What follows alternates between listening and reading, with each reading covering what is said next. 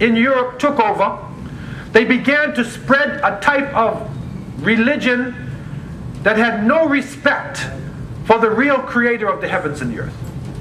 More respect was paid for a person based on the color of the skin, or based on the money that you have, or the clothing that you have, your material things. Also, no respect was given to the earth. And instead of planting crops according to the environment, that is how people used to plant their crops. They would rotate their crops, and the soil would enrich itself. They planted cash crops. And by doing this, they destroyed the economy of the countries. And so people were forced to come into the large cities. And now we see in many parts of the world, we see this xenophobia which is spreading. The fear of foreign people, of different people. And it is not something which is particular to Africa.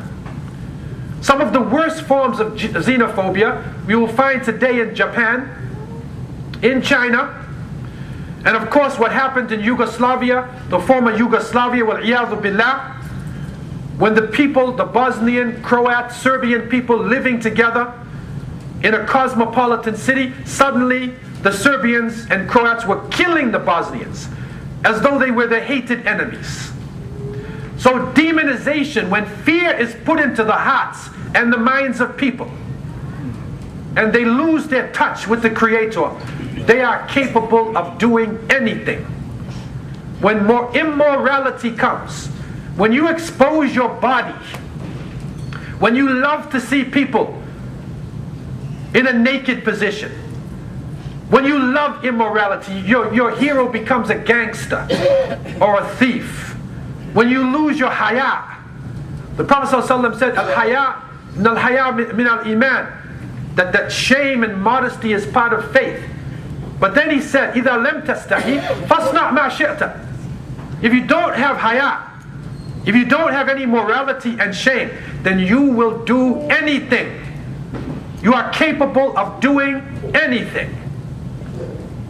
And so, Sadaqa Rasulullah alayhi salatu wasalam, it came to pass. This hatred, but change, we cried for change. And we realized that Allah said He will not change the condition of a people until they change that which is in themselves. So let us go back to the beginning. Let us go back to the beginning of time with one of the great Imams of Islam, Imam Malik ibn Anas rahimahullah. And the great Imam of Dar al-Hijrah of Medina, he is reported to have said, أول المعاصي الكبر والحسد والشح. He said the first of the sins was pride and jealousy and greed. Think of these three elements. We want to change ourselves. We want to look inside of ourselves. The Imam said the first of the sins, it is pride. How did this come about? And then he said, rahimahullah, hasada iblis wa takabbar. فقال خلقتني من نار وخلقته من طين. The Imam that said, the Iblis, the Shaitan, wal-iyadhu billah, in the beginning of time, when Adam was created, and when he was asked to bow down, and he saw that Adam knew the name of everything, Adam had great wisdom. Hasada Iblis. He became jealous. Al-hasad. And then he became arrogant. And he said, you created me from fire, and you created him from clay. So he was the first racist. He was the first person that looked at the makeup of another individual and said, I'm better than him, because I'm created from another substance. And so he became proud and arrogant. Then, when Adam alayhi salam, Hawa is now created, now the Imam continues. فَقَالَ تَعَالَى فَكُلَا مِنْ حَيْثُ شِئْتُمَا وَلَا تَقْرَبَا هَذِهِ شَجَرَةً فَشَحَّ آدَمْ حَتَّى أَكَلَ مِنْهَا.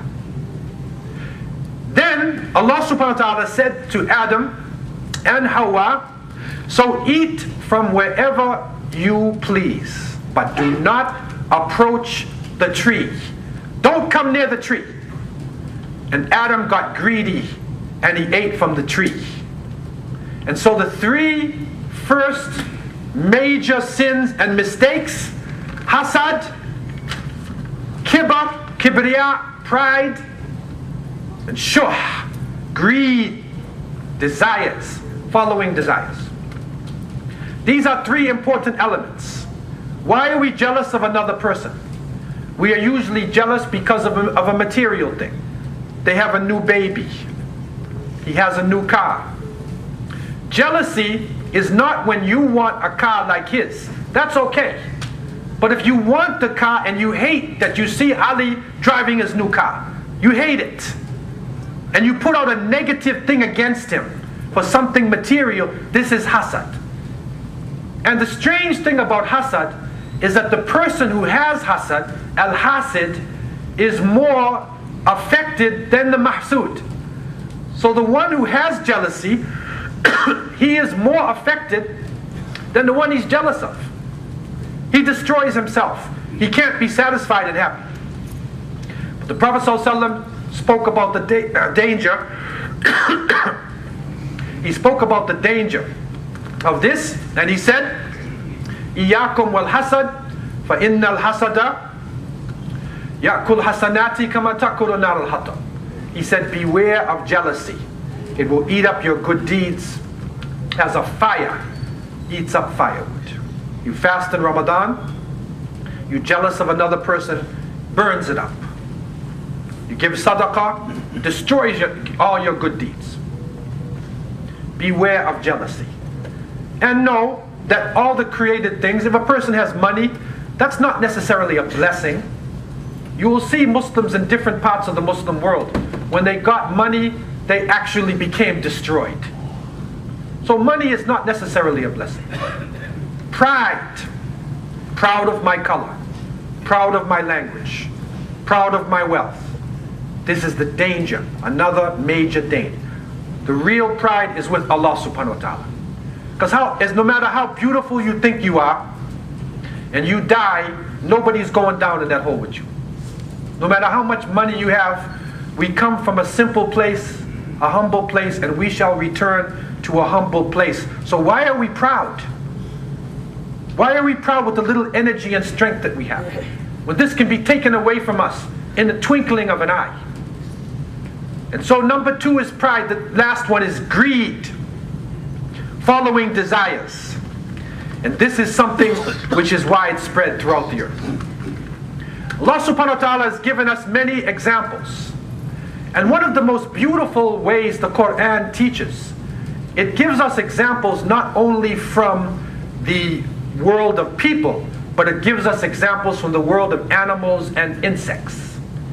And we know in the Quran there are three insects in particular. We have Surah Al-Nahl, Surah Al-Naml, and Surah Al-Ankabut. We have the chapter of the bees, the ants, and the spiders. And for a long time we studied the bees. The bees have beautiful honey, so we studied the bees. The Ankabut, the spider, has its webs, and we study this. But the Naml, the ant, this is an amazing creature of Allah subhanahu wa ta'ala. And in this ant, in the life of the ant, in the essence of the ant, you will see much wonders. In Surah An-Naml, verses 17 and 18, when the Naml is mentioned in the Quran, Allah Azza wa Jal is saying, "A'udhu billahi minash shaitanir rajim.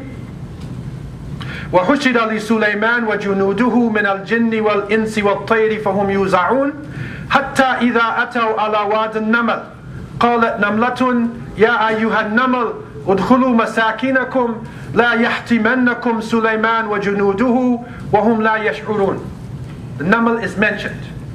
What happened? And before Sulaiman were marshaled his host of jinn, men and birds, and they were all kept in order and ranks. At length, when they came to a valley of ants, one of the ants said, "Oh ants!" She didn't think of herself. It's feminine too. She didn't think of herself. She called to all the other ants. And she said to the ants, enter into your habitations, your houses. Let